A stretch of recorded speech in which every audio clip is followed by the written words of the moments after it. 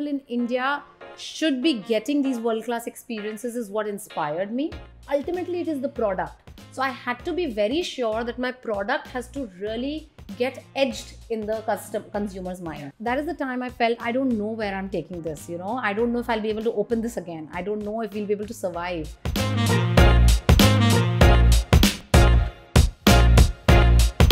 Hello everyone, welcome to the Breaking Uneven podcast. We love to talk shop, uncover the beauty of failures and play a few games.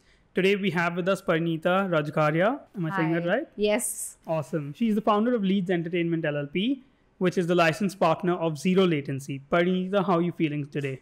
I'm feeling very good. Very happy to be on your show. Quite looking forward. Awesome. So Parinitaa, you completed your BBA in finance from Christ University in Bangalore. Right. Yeah. You then did your MBA in finance from IBS? Yes, Hyderabad, yes. IBS Hyderabad. You then worked in investment banking at ICICI in the equity research team for 6 years. Yeah. And finally, lead entertainments for Zero Latency. That's Is that right. a good description of? That's a very good description. Complete. Awesome. So we can give ourselves points for research. Yeah. But anyway, since Zero Latency is what has brought us to Zero Latency here today, Yeah. We'll kick this off with a quick little game. Sure. Yeah, I guess we didn't mention that we are currently at Zero Latency. Yeah. So, if any of Just you make the game as easy as we make for you. Don't keep it too tough. Okay, so our first game is called the Twitter Bit Challenge. Okay. Twitter is known for its 280 character limit, which makes it a little difficult to convey your thoughts. So we're going to give you 20 seconds to let us know Zero Latency in 20 seconds, but we won't make it easy. You also need to use one emoji and one hashtag. Okay. Okay, 3, 2, 1, go. Zero Latency is the world's largest and only free roam virtual reality in the country. It is the best way to experience immersive experiences in today's world. You can become a zombie, and you can go into a sci-fi world. You are just there. We are in Mumbai, and I would say we are very cool. So it's just the coolio emoji. I could do a little more, but yeah, I mean, I could do a little less. But the emoji part was difficult. Otherwise, everything was okay. Yeah. All right. So Parinitaa, you're from Ranchi. Yes. You studied in Bangalore. That's right. And then Hyderabad, and now you're living in Mumbai, Yes. right? Which has been your favorite city so far, and why? Mumbai has been my favorite city so far. I love the enthusiasm and the kindness that people have in heart here. Also, I love the working and professional culture that is here, which has helped me grow and bring Zero Latency very easily to Mumbai.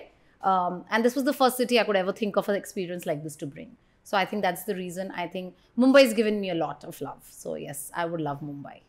So given that you were in investment banking, and Mumbai is obviously the financial capital of India, what made you kind of want to switch from, let's say, the banking world into entrepreneurship? So I come from an entrepreneurial family. Okay, everyone in my family is an entrepreneur, and they're pursuing business in some or the other ways. So entrepreneurship runs in my blood. So I knew I had to get back to entrepreneurship, and I wanted to do something of my own. And when I started this, I had just become a mom. So of course I needed the flexibility also. From an investment banking job to this, it was a very comfortable way that I could have switched. One is I would have my flexibility. Of course, the setting up part was not as comfortable and not that easy. But then I knew I had to do this. Like I always wanted to get into business and or do something by myself. And that was the perfect time. So it was timing come the desire to always get into this world. So yes, that is how I From your it. family members, Yeah. whose entrepreneurial wits do you enjoy the most? What do Yeah. they do? And what about them inspires you? So there's my uncle who's in the US. He studied from Ranchi and everything, and now he's moved to the US. His entrepreneurial wits is something which I admire. I always look up to him. I always reach out to him and my dad for any advice that I need on my business, on how to grow and everything. What was then the inspiration to bring Zero Latency to India, to Mumbai? The main inspiration was the experience itself, because when I tried it for the first time in Bangkok, it was really, mind-blowing for me. It was so good. And I knew that I had to do something. I was looking for something very creative and something very different. And having tried this experience and knowing that nothing like this exists in India, and people in India should be getting these world-class experiences is what inspired me. And it worked out very beautifully in my sense of, say, business, in terms of financial understanding of the whole thing, and the concept itself. So yeah, that is why. And it was a very upcoming concept. For example, VR, people were just talking about it. We knew it'll be the future. What, when, how, we did not know. And this was overcoming all the challenges of VR, which has been faced time and again, of being a solitary experience, being very boring, because it's, it's a very, you stand at one place and play. It's a very stationary experience. But this was overcoming all of that. So I could see that this could get into the future. Also, people, have started spending a lot on experiences. 100%. They don't want to spend only on, products. So it was fitting into all of these, which kind of really, really appealed to me. No, for sure. I think like nowadays everyone's looking for something interesting to do. Absolutely. So you will see this is also happening with a lot of birthday parties and corporates, where they don't want to just go for a dining and a drinking experience. They want to do something before or after that. Yeah. Because just doing the same old things for how long, You want to do something which is adrenaline rushing. Yeah. When you get out of your office. So that's why, No, for sure. But yeah, so this is a foreign concept that you brought to India. So was there anything that you had to adapt to, was there anything that you had to adapt when you brought it to India? So, frankly, what I had to really adapt to was the mindset of the people for seeing a woman in gaming. It was so difficult for me. This is like back in 2019 is what we are talking about, right? Yeah. So gaming picked up really, really after COVID is what I would say. And there are a lot of serious gamers, and it's been picked up as a profession now.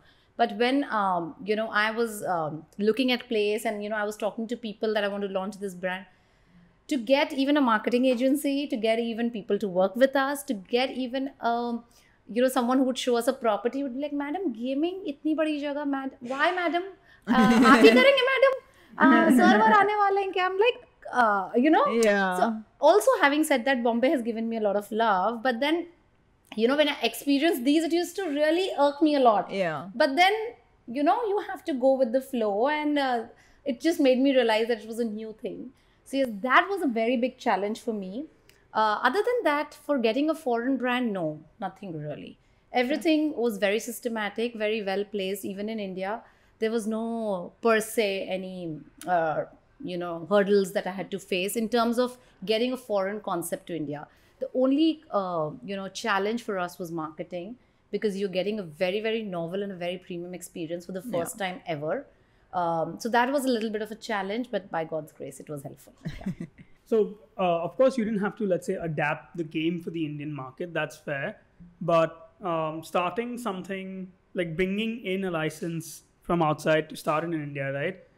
Especially when you take up a space the size of this, what is the kind of investment that you're looking at, right? Like, so everything from, let's say, a 1-year runway, how much would that cost you? So, it would generally be the setup cost and everything comes to about less than $500,000, but in and around that number is what we look at with everything in place. So, of course, that is why I say it's a premium experience also. And that is how it is priced. But we also promise to give you the quality and the games like that. That is why you have a number of choices to choose from. Also, an interesting fact here would be, when we were launching it, we had only 15 minutes and 30 minutes game, while there's 45 and 60 minutes now, if you see on our website. And, 45 minutes was the first time launched only in India. There were 33 locations across the globe when we opened. But for the first time when we launched 45 minutes, we had to tell the parent company that we want to go for 45 minutes. They're like, are you sure? We're like, yes, people here are wanting more. They're not okay with 30 minutes. So India was again one of the first places where, we had to launch the extended game duration. Leave the investment. Yes, that was one big thing. But also the love and the acceptance which was there was so great that, we had to launch the longer duration games and packages and so on and so forth. So speaking about the foreign entity, right? Yeah. Did you just kind of email them, reach out to them and say, hey, I want to license this and bring it to India? Yeah, so there is a lot of process before that, because each and every equipment that we have is imported. So to import that amount of equipment where there is really a lot of, the customs, etc. with importing these kind of equipment, there is very less clarity in the, in the system. So it becomes a little bit of a challenge. But yes, so those are a few of the challenges and the things that you have to really, it took us a lot of time to figure that out. Yeah, that's very interesting because again, not a lot of people that we've spoken to has cracked the whole like licensing part of things. So if you could actually give us like a little bit more step by step in terms of what you did. So it was like reaching out in terms of the licensing. Were you able to get the licensing for the entirety of India, or was it just like one place in Mumbai? Like how does that work as well? So see, when we were opening this, it was very huge investment, and for the first time when you're taking it, you don't know, because everything comes at a cost. If I take it for the pan India, there is a cost that gets associated, right? And I don't know if this is going to work first time in Mumbai itself. Of course, being here, I knew the crowd. I had been here for almost like, we opened it in 2019, and I've been in Mumbai since 2010. So 9 years, I knew how the crowd would respond. So yes, that was an easy thing, but to be very sure of whether opening it pan India and then again, we were not financed. We were not like, it was, everything was from my own. We were bootstrapped. Yeah. So yes, so we didn't go for pan India for the first time, but yes, now we are looking forward to it. Mumbai has been really good. And so first, it's basically, you first have to approach if everything goes well with your financial and your credentials that you have to prove to them, then you go in part with the contracting. And then if the contract is fine, and then of course there's a negotiation, etc., then then you have to start selecting the place. Only if the place is finalized, because getting a place here is a very big challenge. It's a very big challenge in this business, because you need a pillarless area of 1800 square feet. Then to find it in the center of the city. For example, this is a very old property, right? Toddy Mills is a very old property. So here to find it and have that electrical connection with all of that, it was a very big challenge. So I think we formed the company in Feb and we launched it only in August. So you could say it fast, but I would say it slow because we had made up our mind by Jan that yes, we're getting into this. So, in August, it took us almost 8 to 9 months to kind of figure this out. And so it takes a while. And then to figure out how to import, what to do. Also, if you see, the whole setup has to be, there's guns placed in a particular manner. There's a battery below it. There's a backpack below it. There's again a battery for the backpack. So that whole thing has to be very planned and thought. Yeah. Overall, once you get a license, how involved is the parent company in you running this? They are very involved. They help you at every step. In fact, they were very helpful during our COVID times also. They're very supportive. I have to tell you this. And in like the running of it, then do you get your own freedom? We do get our own freedom. So they are not like involved in the day-to-day or the nitty-gritty things? No. They do not. It's like a very franchisee model. Yeah. So ultimately, if I have to make money, it is how I do it. Yeah. They can really help you. But, again, I would say, again, for me, like I've experienced how a city in Bombay is different from, say Bombay is different from, say, Hyderabad. Yeah. Very different. The marketing strategies that have to employ are very different. Even within Bombay, I think it's very different. Yeah. But for us, that has not been the case. Within Bombay, I would not, maybe for restaurants you could say. But for us, not as much. But I see very different, like if I travel to Bangalore, I feel if I had to launch it here, what would I do differently? Things like that, So like in Bombay, being at the center of the city, being in the heart of the city is very important. Yeah. So, that ways, Yeah, and I get what you mean about them, actually about needing help with the Indian laws, because essentially what's happened since COVID is that if you're trying to, let's say, export services, right, it's very easy for you to do so because of the entire, let's say, Make in India government push. Yeah. So if you're selling something abroad, very easy to do so. Getting it through like outward, super easy. But if you're trying to buy something from abroad, are they making it tougher and tougher? It is. But they are making it tough, yes. Moreover, no one has any clue of the new things which is already developed. Even abroad. The RBI doesn't, yes, to be honest. No one does. RBI doesn't, hence the other banks don't. Yeah. And then, so simple stuff. Like, so we do a lot of, let's say, import of services. So because we're an events company. Sure. We invite international speakers to come and give talks. And sometimes there's a speaker fee involved, right? Now, for example, we need to pay them, but we have to cut 20% TDS. TDS. And obviously the speakers are not okay with it because they are not going to go and create their own login on the income tax portal, Indian income tax portal and stuff. So that's become a big pain. That's a cost that you guys have to bear it for no reason. Yeah. So we work it around in other ways. Yeah. But last year we got to a point where even on cost-to-cost reimbursement, the bank was telling us, no, there's TDS. There's TDS. That's right. We finally found like case law to like prove it to them that after the new budget, there is still like cost-to-cost basis does not have, like we have to find case law to give it to our bank to remit without TDS. Can you imagine? Like so that is something which we've also dealt with a lot. For example, on the license fee, I'm sure. More than the license. Yeah, see, like you'd say TDS, even we are a victim to it. Okay, because we have to pay TDS on a lot of things which the foreign companies are like, that's a cost you have to bear. Yeah. Okay. Then there's a lot of GST things that we have to do. Okay, there is like no end. And if you like miss it even by a rupee, the penalties are so high. It's ridiculous. It is ridiculous. Also, from pricing a product, you know, like for example, we also levy 18% GST, right, on our game prices. Now, for a consumer, it becomes very difficult for me to justify that, you know, 18% GST ke baad itna price. The price is not so much and nothing goes in our pocket also. Yeah. So to market a product which is already premium and then GST added, it becomes a very big marketing and a very big business challenge that we deal with, you know. So things like that have to be looked at. Now gaming has become such a big industry that they should look at something where, you know, these hurdles can be cracked down and they will help us grow further. Like, so it will really help this industry also to grow. And there's a lot of potential. But that potential has to be utilized. If the 18% GST can be brought down to say 12 now and then 10 now. Like for the textile industry, which is already so huge, they are crying every day on a 5% GST. Imagine our situation, you know. So, but you know, unfortunately, if you take, for example, let's say you're charging someone 1,000 rupees, right?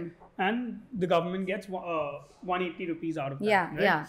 Right? So the customer pays you 1180, the government gets 180. That's right. Now the problem is if they make GST 9%, then unfortunately you need to more than double your business for their revenues to grow.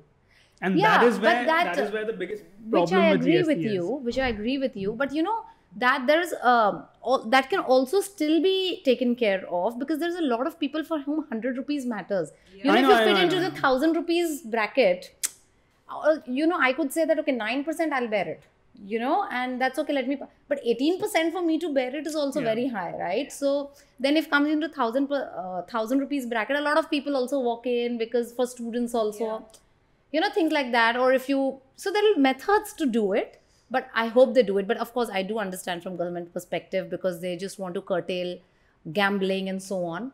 But they have to bifurcate between a game of skill and a game of you know, luck. recently there was, I didn't see this very clearly or I didn't look into it too much either. But I did see that Modi himself met a few of the top gamers. I know. They've all gone to meet. Yeah. So there's definitely like that distinction of what gaming is and what gambling is. Like, two wholly separate But it's a very grey area again in between. It's a grey area, but I think that distinction is becoming more and more clear by the day. I think they're working towards it. It's a beginning. And with a stable government again this time, who've been working on the same project, maybe we can see some growth in the years to come with all of these company heads like going to meet them, with all of these gamers going to meet them, with one of the biggest gamers, Ranveer Alabadi, if you know him. He's launching his own podcast and bringing people. Maybe he also gets to talk to people on this front and he gets some politicians. It will be helpful. So somewhere, yes. I think essentially the idea is that as that distinction becomes more clear, India is obviously with our level of skill in software and engineering and everything, we are definitely poised to be one of the leaders of the gaming industry globally. One is that also you have to start understanding that experiences are becoming the new food industry, like how food industry would have grown at one time. Going to restaurants at one time had slowly, you know, become where people want to do something out of the house or eat some. That way now people want to experience something out of the house with their family as a whole, right? So if you give a boost to us, then, you know, the industry will grow also. So that is how and what we need, I think, yes. And, you know, just like, it's a very dumb way of saying it, but I think I still find this like very true, like something like gaming, right? If you can ask 10% of India's population to give you 1 rupee a month. You're looking at Yeah. 180 crores of revenue per year. Yeah, That is yeah. insane. It is. And gaming is probably the smallest ticket size. Like you can get into gaming with 2 rupees if you have to. Yeah. And that's But the those are, see, power. again, like I say, there's a little bit of demarcation between complete gaming and complete experiences for us, because this is like a club of both. Yeah. Experiences come gaming. Yeah. So this is like a gaming experience, but yes, you could say. So I will benefit from both the sides. Whichever industry gets the boost will, of course, prosper. But yes, both is required, I would say. No, for sure. And I think that, like you mentioned, it is the new food industry. I think It at is. one point in time, Mumbai was known for its food. Food.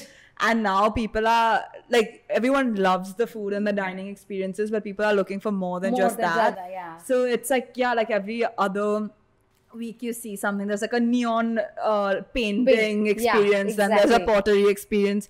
There was like a Agree. carpet making one, and like everything is just evolving now. yeah, So it's yeah. definitely in that space.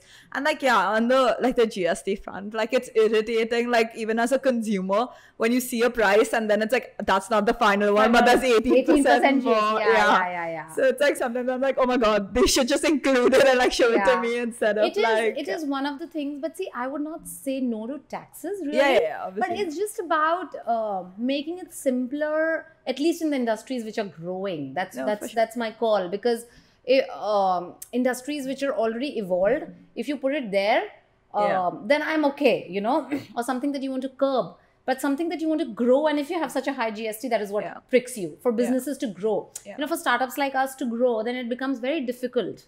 No, for sure. Yeah, I think like for me, like the point of view was more like it would be great if the business can include it in their price, this thing, because it's like, oh, you see an experience for like 1,000 rupees. That's right. And then you're like, okay, yeah, I'm fine to spend 1,000 rupees. And then like when you actually go to pay, it's like, okay, actually it's But 1180. it's so high that we have to demarcate it. Yeah, you know, no, for sure. That's what I'm saying. If they make it lower, then, you know, we will also bear the cost, and we'll be like, I want consumers to come. Yeah. You know, that ways. Yeah. Yeah, I think it's also a way of indicating to the consumer that it's not our us. price, Exactly. but it is Exactly. in Yeah. addition to the GST. So yeah, like when you brought it and speaking about the whole pricing model and things like that, again, this is like a foreign concept, and abroad the pricing structure and model would be different to what you would do to cater to the Indian market. So how was that journey, and how did you come up with the pricing model? Yes, that is a very interesting journey that we had. I think we took a lot of time to decide what prices, and we had real brainstorming sessions to, you know, because you know, once you launch a price and you've never seen gaming go above 100, 200 rupees, and launching at that time something at, so that time it was say 900 rupees per person, then now it's increased after 4 years, it's increased to 1,000 rupees after 4 years, where other costs remain the same and on an incremental, on a higher side. So it was a very big challenge, but we did a lot of analysis in terms of PPP. We did a lot of analysis in terms of seeing other experiences. So it was a very, very thought through decision, and thankfully it worked. Again, when, you know, a few years back, we launched Hyderabad in partnership with some other company, and then we planned to resort to our old pricing, and we just, you know, launched it at that price. Again, that was a strategy that we had to do. So it again, it's not a very easy decision to take. Again, when we introduced 45 minutes, we had to see what pricing to go with. So it's a regular journey that we deal with. But having said that, I also know what I offer. So I know where I have to, you know, position my product also, because I'm giving you something which is really, really world class and the only one and only in the world. So again, so I have to match all of that now. So we do get calls saying, you know, malls में तो 200 रुपए में हो जाता है, you know, and you know, I would say that consumer is not wrong. He has the right to question me, and I'm supposed to be ready with an answer. So now if you see, what happens is people compare it with a price tag. For example, if I charge you, say, 1,100 rupees for a 15-minute game, it's around 80 rupees per minute that I'm going to charge you, right? However, in a mall, they charge you 200 rupees for 2 minutes. Ultimately, he's paying 100 rupees per minute, and he's paying, it's about the ticket size, which is higher. But again, you're playing also for a longer time, which you don't get. So that's what I'm saying. So that differentiation, that demarcation, we knew where we are going, and that is how we developed it. So it took us a little time to come to that, and we were, frankly, in our opening days, you know, crossing our fingers that we hope this pricing works. Otherwise, what is the plan B? Because also because, like I told you, the setup cost is very high. So our maths had to work with those numbers and those number of footfalls and that occupancy. And there's a lot of things that go at the back, right, to cover that cost. So what not? If this doesn't work, then how do we cover it, right? So that ways. So, but thankfully it worked. And so now we're very confident. That's why I tell you, I know the inside out of this brand now. And that's why now I would say I'm ready to take it pan-India. Yeah, very interesting. So I want to actually go a little deeper into like the pricing model. So in terms of setting the price, there must be multiple things that you're considering. So one might be like the average salary in like the areas around, or like Mumbai overall, and like the spending power and purchasing power and things like that. So like that, what were like, I guess, a couple of indicators that helped you make that kind of decision? I would say we, again, like for me, this first thing was what was my offering, my product. I had to be sure that whatever price I do, it has to be so strong that the consumer doesn't mind spending that money that he has. For example, you can have, if you've had a vada pav for 20 rupees, say at a Dadar stall, and if you have the same thing at one of these coffee shops or whatever, you would definitely want to go back to the Dadar shop. Because when the taste doesn't match, I don't mind spending say 20 rupees, 100 rupees also, right? For consumers like us. But again, for the taste, you would go back. So ultimately, it is the product. So I had to be very sure that my product has to really get edged in the consumer's mind.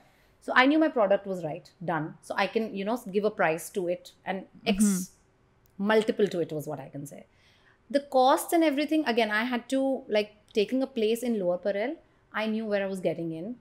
Lower Parel is the hub for this kind of a product. It captures both the South Bombay and the corporates coming this side. Again, the affluent class, everything, right? I'm not saying other sides don't, but it's just like when you're launching a product, right? I mean, your rent is the rent equivalent is to that. Side, So again, if I'm launching in this kind of a product, in a place which is like this, I have to cover that cost. So again, how much do I need to cover with what kind of occupancy rates that I'm looking at? Of course, if I do it here for a higher end product, the occupancy will be much better than if I do it at a lower rent, but maybe in a suburb, right? But then how many people from here travel there, but how many people go from there from here come, but from here there they don't go. So all of that taking into consideration, again, in terms of say the salary and the marketing, again, I knew I had to spend a lot on marketing because it's a very, very new concept, very novel. In fact, you won't believe, for the initial 1.5-2 years, we had no one except me taking each and every call for a booking. And I used to speak like a tape recorder, explaining the concept. My mom was there and she would be like, why don't you just record this? I said, it doesn't work like that. Because it used to take me 15 minutes to explain the concept. So, putting in my time into that again was required. So those were the things which we considered, and that is when we came to the price. Because I knew I have a higher rent here. But again, what kind of crowd do I want? But again, what kind of costs I have to cover? So all of these things, how much will be my spend on marketing to explain this concept, to establish this brand which no one has heard of. Again, VR, which was a very, very, I think gaming people still knew, but VR was something a novel idea at that point. Very, very novel. I mean, a lot of people, in fact, for that matter, even I did not know too much about VR, So it did, we had all of these factors in mind, yes. Yeah, no, very interesting. I think like to get to a point, like there's so much thought, like it's not random. It is not random, nothing. Yeah. So I still have each and every Excel sheet with different, because again, when I have to do a new thing, again, I have to visit that with what did I start, what worked for me. Because we are always on a learning curve with a novel concept, with a new business, with something which is growing so fast. So where do I don't miss out somewhere? Things like that, yes. No, for sure. And like also like trying to make sure that it's, given that you want it to be a premium experience, it also has to match with other premium experiences overall. Exactly. Because it has to have that positioning. Yeah. So our next game is 2 truths and 1 lie. Your games my games are easier. We're making you also have some fun. Yeah. Clearly you guys are having the fun, but yes. So whether it's a challenge or an achievement, we want you to give us 3 statements about your journey with Zero Latency, also your personal journey. And then from which 2 have to be true and 1 has to be a lie. Okay. And then Anuj and I have to guess which is the lie. Okay. So the 3 statements I'll tell you are, I'm a very patient person. Second is zero latency games are very scary. And the third is setting up businesses in India is getting easier. I'll go with the second one, that the zero latency games are scary. Is it true or false? What are you saying? False. False. The okay. lie. Even I agree, that's the false. That's absolutely true. I mean, you have to try it. That's why I told you to try the experience. I got a little scary. It is. We should make you try it after this. Oh, okay. So then the third one. Lie. Then the other, like another one is a lie. Yes. Okay, so then I'm gonna say the third one. I'm going to go for the first one. That you're a patient I think person. he's great. He's right. I'm a very patient person. Okay, yeah, I agree. Yeah, So you guys are bad. You are bad. Yeah, you guys are bad. I'm a good person. Then, I've just really deceived you guys. No, but yeah, I laughed literally in the first one because I was like, oh, I don't know. Like, it doesn't seem like you're very patient. I'm but not like, the patient kind. because you're hyper. That's right. Yeah. So I was like, okay, I'm maybe. very hyper when it comes to work, especially. Yeah, I'm like, but then you said scary. So you should ask them. When I get very hyper on them, I'm like, dude, what is happening? Okay, yeah, clearly we got very confused in this one. Yeah. But yeah, good. That means Thank you. You play the game that's well. why I put like 3 aspects so that you guys Yeah. could choose from. Yeah. No, for sure. Yeah, no, that was a very good mix of statements. Thank you so much. All right, let's play our next game. This one's Yeah. called Red Flags. Okay. So what we're going to do here is we're going to give you 3 hypothetical situations. Okay. Each situation has 2 things that are going great and 1 thing that's not so great. Okay. So totally you will be hearing 9 statements from me. Okay. You don't need to memorize this. Okay. We'll give you the iPad to iPad, refer to. But essentially, once you've heard all 3 statements, you have to choose which of these you would rather be in. Okay. Right? So the first situation is that customers are thrilled with the immersive gameplay and quality of the virtual environments. Local influencers and satisfied customers are frequently sharing their experiences on social media. So you have a steady increase in bookings and a growing community of VR enthusiasts. However, there are occasional reports of technical issues such as VR headsets losing tracking or back-end computers overheating, and essentially there's disruptions in your gameplay. So all of that is situation 1.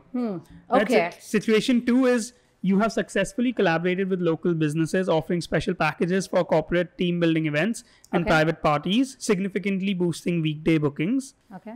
You have expanded zero latency to 3 other major cities in India. However, some customers have noted that the VR experiences feel too generic and not tailored to local tastes and preferences. Okay. That's situation 2. Finally, situation 3, the business is experiencing positive revenue growth month on month. You have started hosting themed events such as holiday specials and exclusive game nights, which has drawn large crowds and increased revenue during typically slow periods.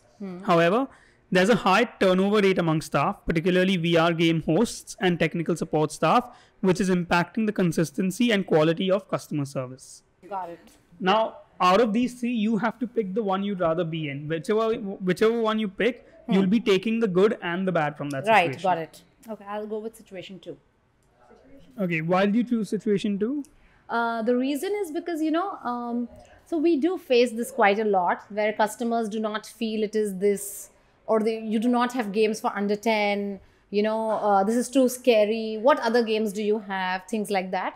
It's a very common problem that I get. And I feel if you're in a business where you're catering to a population size in India and the ethnicity and the regions this is something which is always going to be there. Yeah. For example, even if I go to any store, be it a shoe store, a bag store, a clothes store, if this could have. So that is something which we will deal with. It'll always be there.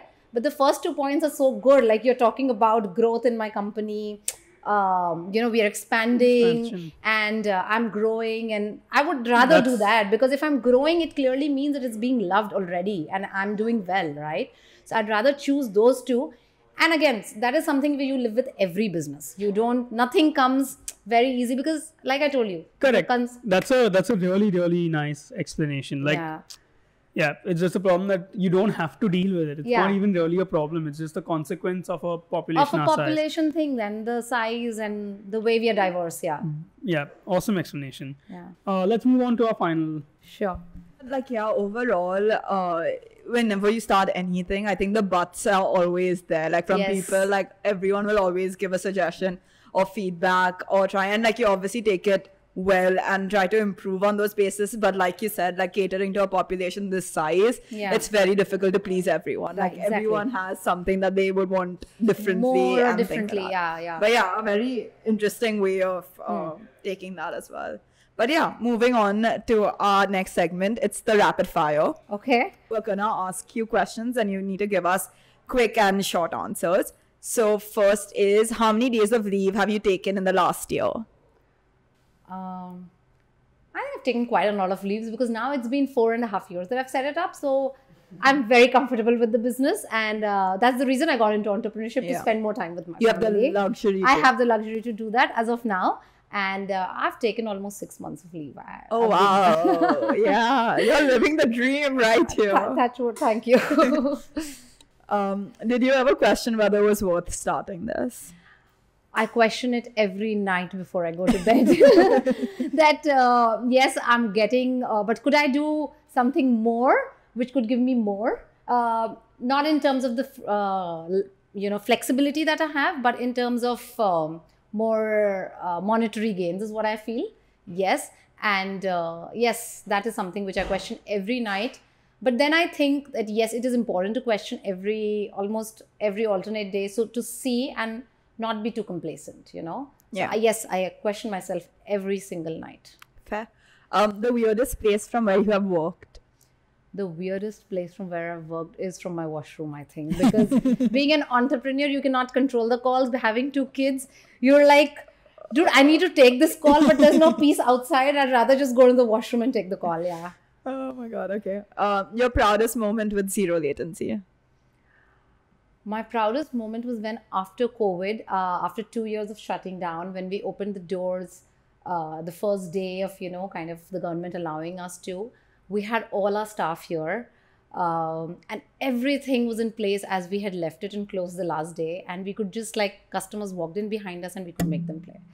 It was like, this place, I'm back to this place and it's working again. I was so happy. And the same team came back to us, which we had started with. It was really very good. It makes my heart swell till date. Everyone's in touch still. But, after 2 years, if you open a store and you see everything's in place as it is, you really feel very good. No, for sure. What is the one time that you felt like you let Zero Latency down? When during COVID, when I could not do, we were in the entertainment industry, and, everyone was talking about how the movie halls are affected and all of that. But no one was talking about us. And I was like, maybe we've not created enough mileage for ourselves where people would give us a little bit of, we're a small business and no one's talking. And so where are we going? Is it ever going to get that big that, people will start talking about how it's affecting us and we're actually really suffering? Yeah. So that is the time I felt, and I was so helpless with my staff, with my place, just not running, with no revenues. That is the time I felt, I don't know where I'm taking this, I don't know if I'll be able to open this again. I don't know if we'll be able to survive. That is the time I felt, I don't know. I mean, I was very lost with my staff, and especially when you're a small team, you've just started, you just feel you don't know where we'll be going, whether I can lead this where I want to. No, for sure. That's like a difficult time. Because I feel like, like restaurants and stuff like that could still lean into like the delivery aspect of things. Exactly. But this so, would be... so it was very, very, I was like, I don't know if I've done justice to this business. One learning as an entrepreneur. The learning is that, though I know we have to be very perseverant, you have to, keep persevering, and, it comes only with time. But the bigger learning is that you really have to have patience. Nothing comes out of anything overnight. For example, when I've been looking to expand after COVID since a long time, but things have not been moving, and it of course, businesses have their own challenge and they come at every front. But at that time, getting impatient and just keep questioning your own business, your own venture, which you've put your heart and soul into, it really, brings you down and pulls you down.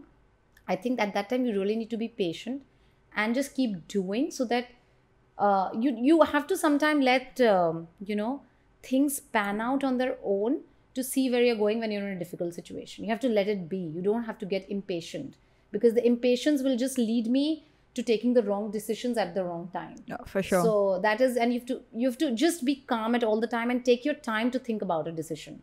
Even if it's the good is happening, be patient, pause, think again, and then jump in. Even if the bad is happening, be patient, pause, and let it pass, because there are sometimes which things are not in your control. Yeah. What is the scrappiest thing that you've done to build your business? The crappiest thing that Scrappiest I have done to build my business. Crappy as well. So I would just say I haven't actually. I will do it in a very clean form, and I'll always go in a very logical form. I'm a very logical person. Like if the logic defies anything, I will just, kind of, the worst thing that I do to a person is anyone who's dealing with me, be it a bank official, to customs guy, to executive, to anyone, is if they don't sound logical, I will just fire them right, left, and center. That is something which just doesn't go down with me. Yeah, I cannot. I mean, you cannot beat logic, beyond logic with me. Yeah. Fair. Your favorite game? Here? Yeah. Outbreak. Okay. What did or will you do with your first profit? What I did with my first profit, I think I just reinvested it in the business. Which hobby of yours did your work kill? Painting. I love painting. I haven't had the time to get back to it. I did pick it up again in COVID when, of course, we were shut. But then again, I've given it up. But yes, I want to get back to it. Yeah. A game outside of Zero Latency that you love? Bowling. Okay. And books or podcasts? Books. iPad or notebook? iPad. Are you a morning person or a night owl? Actually, I'm both. I love night outs with friends and all of that. But I also, I can do that for a while.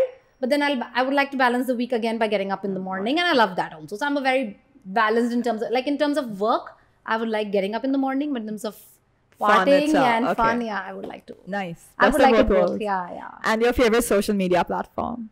Instagram right now. Because that brings business to me also. Yeah, nice. Okay, so that concludes the rapid fire segment. Sure. Almost bringing us to the end of the podcast. There's more? Yeah, we ask every guest to ask our next guest a question. So first we're going to show you what our previous guest asked. If the universe gives you a chance to say that your wish is my command, what are the 5 wishes you would like to ask the universe?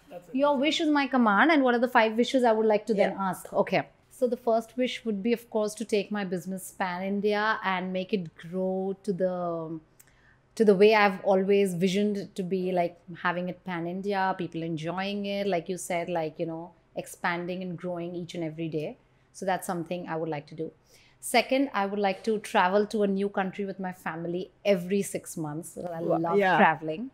Third would be that the world becomes a better place to live in, and because the way the world is going, I mean, I'm generally very environmentalist also at heart. So I would say the way the world is going, we need to leave the world to be a better place for my kids. So somehow that can be coming into the minds of people, because you said it's to the universe, right? Yeah. So that's one thing.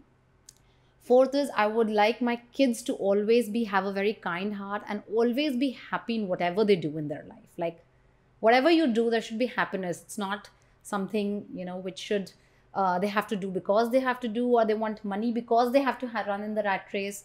Everything should be for happiness. Okay. That is the fourth thing. And the fifth thing is to have a very healthy and happy and body and mind, and a fitter body till I die. Yeah. Because that will kind of fulfill and help me to see all of this that I wish to see. No, for sure. Health is like the most important. Health and fitness, in today's world. But what would be one of, come on, I'll give you 3 wishes each. 3 wishes. I'm not too kind. My first wish would be that my cup of coffee every morning is as good as the day before. Okay, wow. That is very doable. You don't even wish that. No, just like to enjoy it also in the same way. I want to be able to enjoy my cup of coffee in every morning at peace. Yeah, it's one of the things I find joy in every day. Yeah. The second is that whatever I do in life, I'm leaving some kind of impact. Whether it's money for me and my family, whether it's a legacy of leaving the world a better place, whatever it is, just some kind of impact that I end up leaving behind. Yeah. In whatever I do, that's my second one. And the third one is that when I finally leave this world, there should be at least one person whose life I've changed. Just one. I'm happy with that much. That's it. You're a very more of a philosophical person kind of a thing, not asking too much for yourself. No, it's just like all of these things are, for me, I like to find joy in very little things. Because that's what, for me, on a daily basis keeps me happy. Like if I go on the wildest trip of my life for 2 weeks and come back and then for me, that 2 weeks means nothing. It's the everyday enjoyment that matters a lot more to me. That's great. Yeah. Do you enjoy traveling a lot? No, not really. I do. I enjoy traveling, but I'm saying because how often you travel? Of course, once. Right? You're saying the other part of your life has to be good. If I can make my 6 months good, I'd rather put more energy into that. Yeah, that's right. Actually, that's good. Oh, my 3 wishes. I'm sure she's a girl. She'll ask something materialistic. Excuse me. We girls are materialistic. You didn't ask for anything materialistic. Yeah. I did ask for my business to grow. That's materialistic. That's not material. I mean, yeah, I think for me also, anything that I do, I want to thoroughly enjoy it and make some sort of impact in any way, shape or form in that industry or in the world overall. Okay. So yeah, that would be one, just enjoying what I do and making sure that that's impactful, but also giving me the life I want to live. Second would be I guess a little connected to that I'm able to make passive income. So I don't need to work actively 24/7. Yeah, but that's a very good one. can balance work life. And the third one would be that there's always my health and happiness is always growing. Yeah. That's also good. Yeah, I think I feel you can have the best life only and all the things materialistically, but if you have happy. And not a happy healthy, You're thing right by about 50 that. You'll be bedridden. But yeah, thank you so much. Thank you so much. It was a very good, easy going podcast. So very, very not difficult. Yeah.